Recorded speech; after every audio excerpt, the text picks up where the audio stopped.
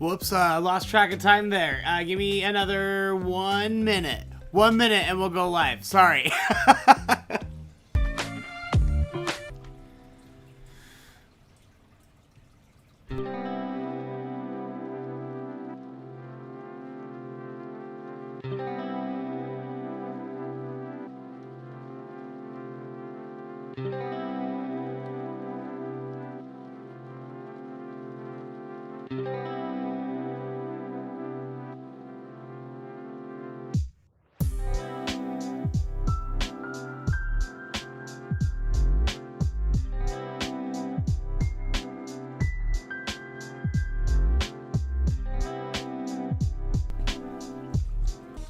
All right, let's do it. It is time for the Morning Meowncements. Morning Meowncements on the Nightcat with Nightcat YouTube channel. I am so excited you're here. We've got a fun show coming up, including getting you all caught up on the news from the weekend. I'm going to get you talking about the pop culture headlines, and then we are going to dive into this really gross book about your body called Why You Shouldn't Eat Your Boogers.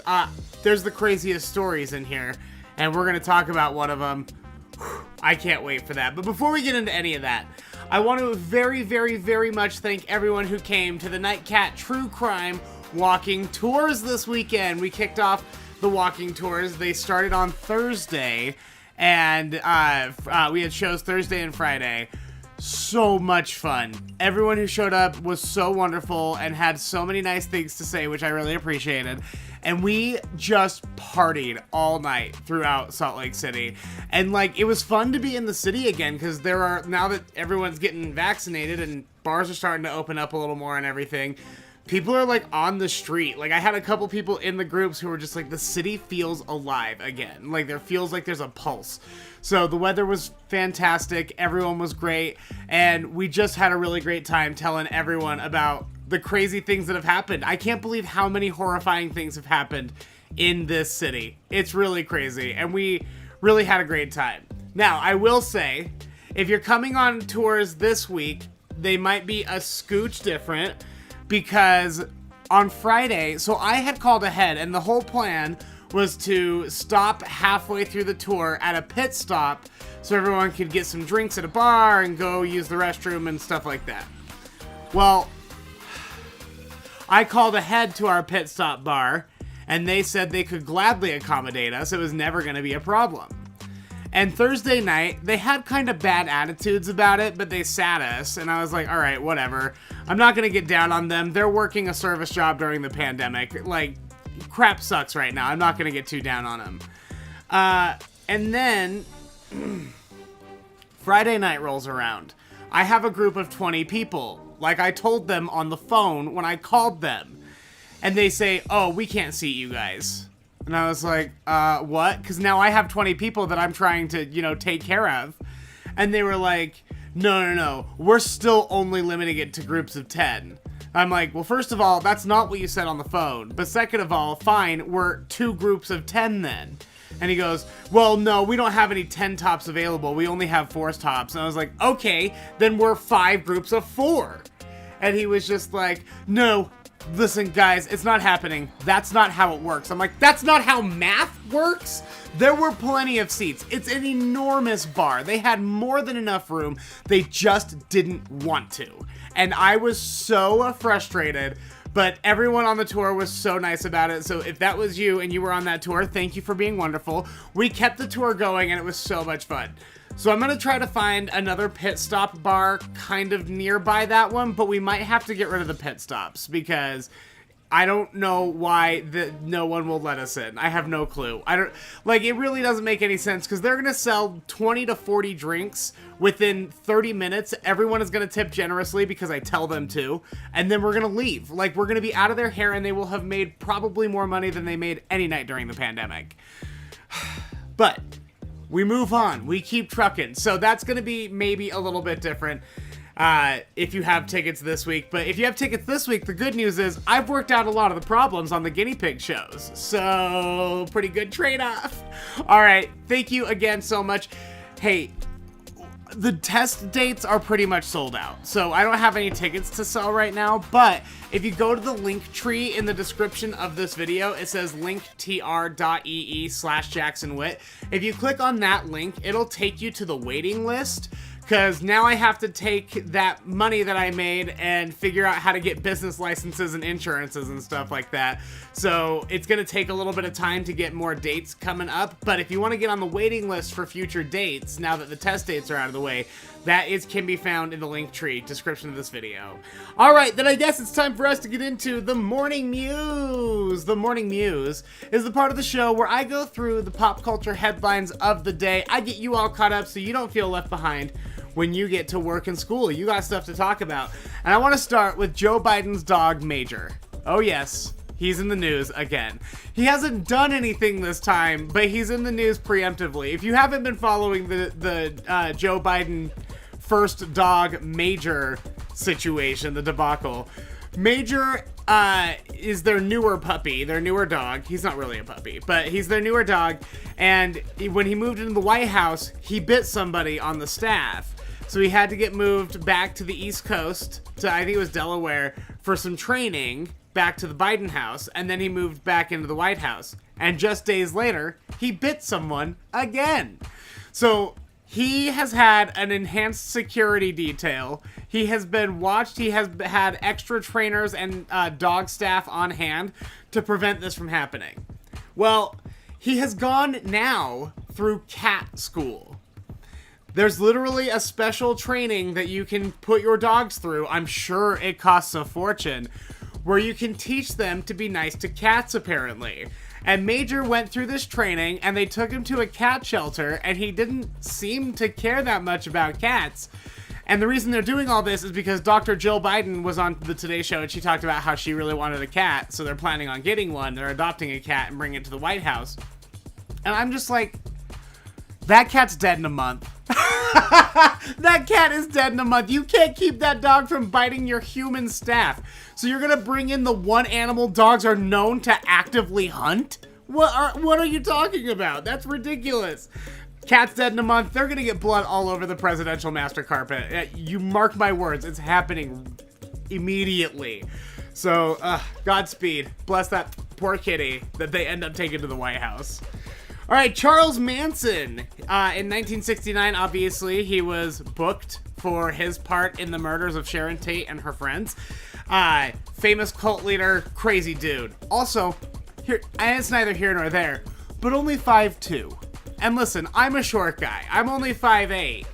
And I know firsthand how not seriously short guys are taken. I can't imagine, like, Charlie Manson actually able to, like, now you look here, you listen to what I have to say. So silly. Like, I've known 5th graders that are taller than Charlie Manson. Anyway, that's neither here nor there. But in 1969, he got booked into jail. His booking documents, it's 2 pages long, with his fingerprints on them, are now for sale from a private collector. They're 2 pages long. They include detailed physical descriptions. So, like, every part of his body, any scars, tattoos, anything like that. Detailed physical description of him. His fingerprints. It also has, like, his address listed as him being a transient, and stuff like that. So it's a really interesting, unique little piece of, like, serial killer true crime history.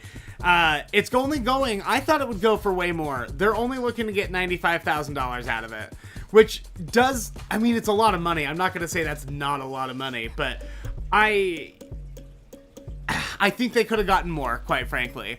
And I think Zach Baggins from the Las Vegas Haunted Museum, I think he's going to buy it in a heartbeat. He already has Charlie Manson's ashes, his cremains are in that museum. So I'm assuming he'll get those booking documents and just put them nice and framed right next to old Charlie. I wasn't expecting that. I went to that museum. They did not warn you. There were no signs. There was no fanfare. They didn't tell you what was happening as you walk into the room. There's just suddenly Charlie Manson's cremated remains right there in a glass case.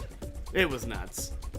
All right, the Kardashians were hit with another stalker. So if we've been following all of the celebrity stalkers and break-ins on this show because there have been so many lately. But Kendall Jenner, after 2 break-ins from the same guy, she ended up moving from her Calabasas house, and she sort of fled the city. Well, there's now a separate guy who tried to break in last week. The Kardashians live in a neighborhood called Calabasas, and Calabasas is like fancy. That's where celebrities have their country homes. That's where actually we filmed Biggest Loser. The Biggest Loser ranch is in Calabasas. So like our ranch was right down the street from like Justin Bieber and Will Smith's house, and right across the street from us was some NFL guy. You know how I don't know the sports football. I don't remember who that was. And then like the Kardashian compound is quite a ways away, but they live in this like enormous gated community. And this guy walks up to the security gate and he says, "I'm here to see the Kardashians." And they're like, "No, you're not." And he goes, No, I'm here. And they're like, "Which one?" He didn't even specify which Kardashian, just the Kardashians. And they were like, "Get out of here." So they shoo him away.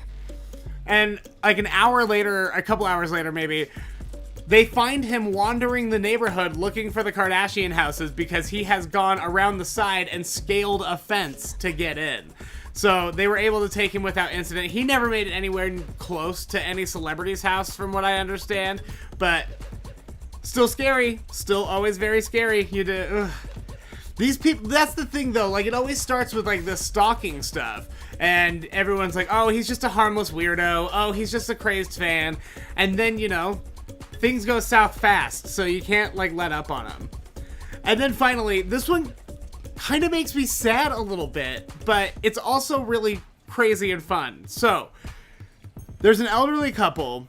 They're in the secure memory ward of an assisted living facility. So, they both have dementia, and they've been deemed, like, they can't go out into the world and be trusted to be able to navigate it and get home safe because they have degenerative like memory diseases. So, and it also like causes confusion. Suddenly you don't know where you are. And that's a killer for the elderly. They end up getting lost. They go to the park, they freeze, stuff like that happens all the time. So they need to be in a secure ward. I understand that. But these poor people must have been going so crazy because the man of this married couple from this living facility in Tennessee, he used his trained military ear. He was like a Morse code specialist back in the day, and he used his military trained ear to learn the pattern of the door code as the staff came in and out of the room. So he would sit there and he'd memorize it, and he would listen to them get in and out of the office and in and out of their rooms with these different codes. And he was able to crack the patterns, and he and his wife escaped last Tuesday. It was just like straight up a big old military Ocean's 11 style heist. He just got up, he took his wife, he figured out the code, and he walked out the door. They managed to get out for about 30 minutes before staff did a check-in and realized that the couple had been missing. The couple was found walking down the street by neighbors, and they were eventually returned back to the facility. But now the facility is like, okay, so how are we going to prevent this from happening again? Because that could have gone bad very, very quickly. They're going to change the codes on the doors regularly so he can't recognize any regular old pattern. They have promised to do more check-ins, which honestly, I don't know if you've ever worked in like an assisted living or a medical facility. I was a CNA for a little while. It's exhausting. Like, they don't staff enough people at those places, and then you're run absolutely to the bone because every one of you has like 18 patients to take care of. You got to go in there and you're responsible for taking care of everything, and there's just like, you can't split yourself into all the different rooms. It's so sad. It's horrible. The way that we take care of our elderly in this country really needs to change. But they said that they're going to try to do that, which is just not their thing. They just need to hire more staff. The management does. And then they also promised to take this guy out for more walks because he is clearly very, very bored. And that is the Morning Mews. Let's check in on the chat. Let's see how everybody's doing. Good morning, Katie. Hi, Marissa. Oh, Marissa was on the tour. Hi, Marissa. Erica, good morning. Linda. Hi, Linda. Zizor, hello. I want to answer to that book because I've heard the opposite. Don't eat your boogers. It's gross. That's where literally all the waste gets captured.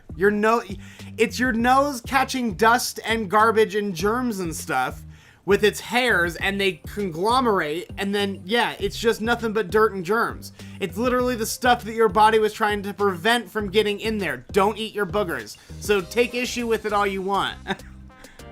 Good morning, Lindy. Hi, Mindy. Marissa, I know, Major. That dog. That poor guy. Hi, Sadie. Hi, Nathan. Katie. Alright, let's see. We had a pretty weird weekend. My Peyton woke up on Friday with knee pain and not able to walk. More doctor's appointments today. Wish me luck that they can figure out what's wrong with her. Aw, Katie. I'm sorry little Peyton's hurting. That's not cool. Alright. It's so good to see everyone. Good morning. Quickly before we continue, I would like to plug our Patreon. Nope, that's not it. Which one is Patreon? Patreon, there we go. Patreon.com/Nightcat Show. If you don't know what Patreon is, it's just the best. It's an awesome service where you can help support your favorite artists. I am only able to do all of this because my patrons are there supporting me every month. That's money I can count on. And I'm hustling. I'm trying to look for a job and also keep, a roof over my head and the lights on and stuff. So I am making a little extra money here and there, but the one amount that I can count on is the Patreon money. And that is always such a big piece of mine when I can count on that. Patreon.com/Nightcat Show. You can pledge either $3 a month or $5 a month. You can pledge more if you want to, but those are the two tiers. With Patreon membership, you also get certain perks, like you get the Curiosity Killed Nightcat. Those are the true crime episodes of the Nightcat Radio podcast. You get those a week early. So while episode 5 dropped for everybody on Friday, episode 6 dropped for Patreon patrons, which, by the way, okay, I guess, hold on. I don't want to talk about this anymore. I want to talk about something else. Patreon.com/Nightcat Show. Go pledge. All right. I don't know if you've listened to the episode 6. If you're a Patreon patron, I don't know if you've listened to episode 6 yet. It is the craziest thing I've ever learned about, read about, heard about in my entire life. I didn't know any of this happened. I can't believe it's not the first thing people tell me when I walk into Sandy City.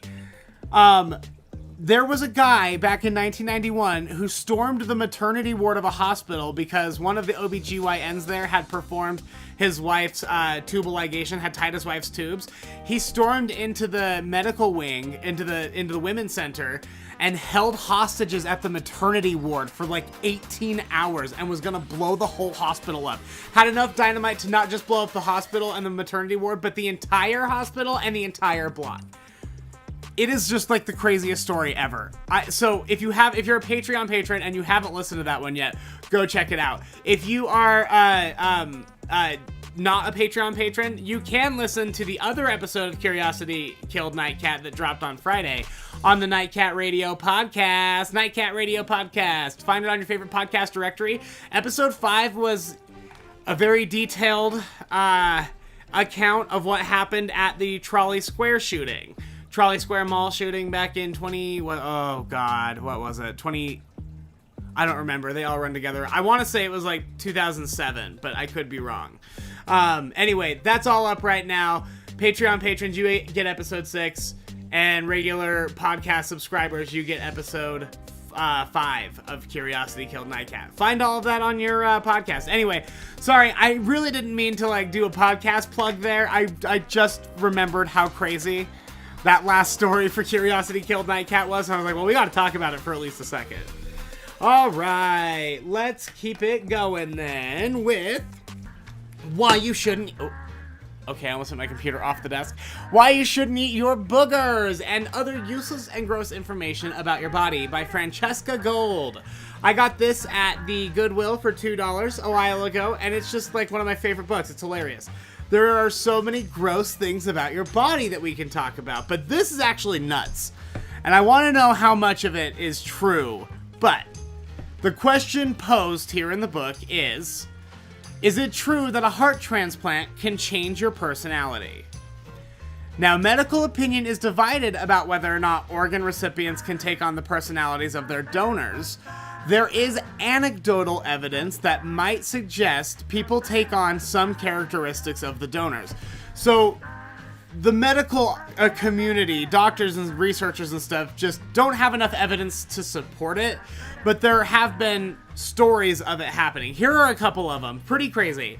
So, in her 40s, American Claire Sylvia suffered from an incurable and progressive heart disease. So, she was terminally ill. She was going to die without a heart. Well, an 18-year-old guy who got into a motorcycle accident and suffered severe head trauma, his heart worked just fine, and he was an organ donor. So Claire got his heart, and she survived the operation.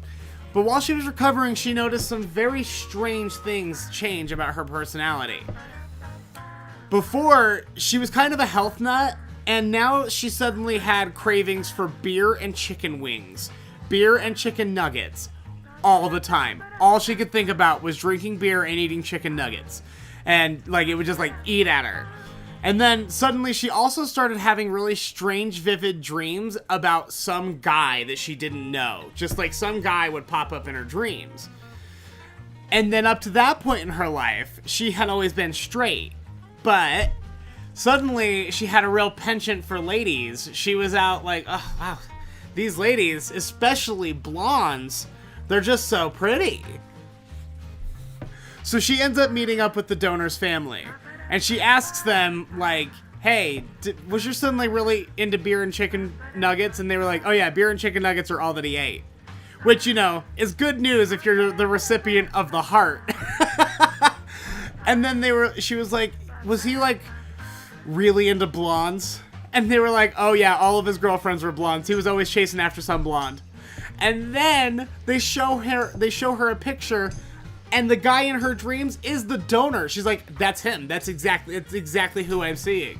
So she's pretty sure she's picking up on memories left over from this guy, which is just one of the craziest, coolest things ever. And then here's another one. Prior to receiving a heart transplant, William Sheraton, a catering manager, so he was a retired guy, but he was a catering manager his whole life. He claims that he had the artistic ability of a child. He said he couldn't draw, he didn't know how to do anything, right?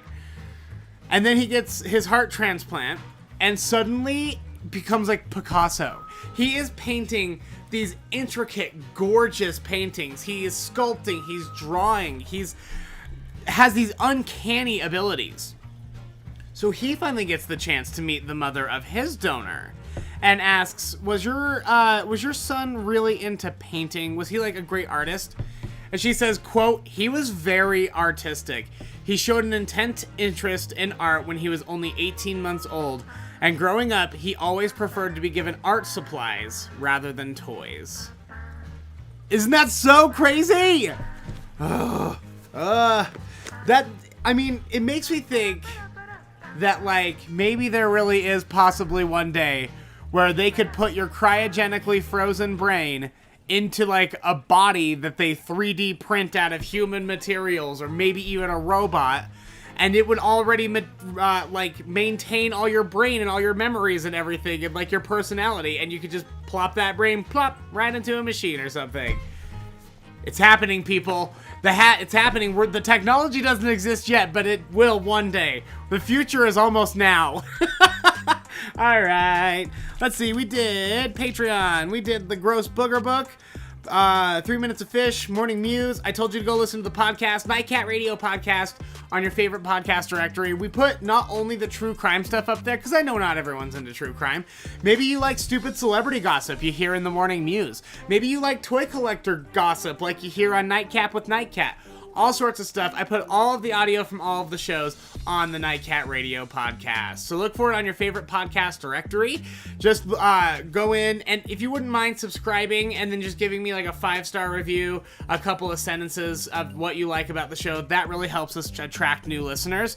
And the more listeners we have, the less I have to beg you for money every show, which I would certainly love. So let's get those subscriber counts up. Don't forget to like this video, subscribe to the YouTube channel if you have not subscribed yet, and go subscribe to that podcast. All right. Oh, hey, hi Doodle with Marie. Good to see you. I hope you got here a little earlier because we're just wrapping things up around here. Hey, thank you so much. I don't know. You're always wonderful. That's it. I don't have anything to say in some sort of like wrap-up rallying cry speech. Just, I really appreciate you. And I appreciate everything that you've done for me. And you're wonderful. And I'm excited to keep this show going for a while. I'm going to turn it on over to the fish now for 3 minutes of fish. Enjoy. Bye. Bye.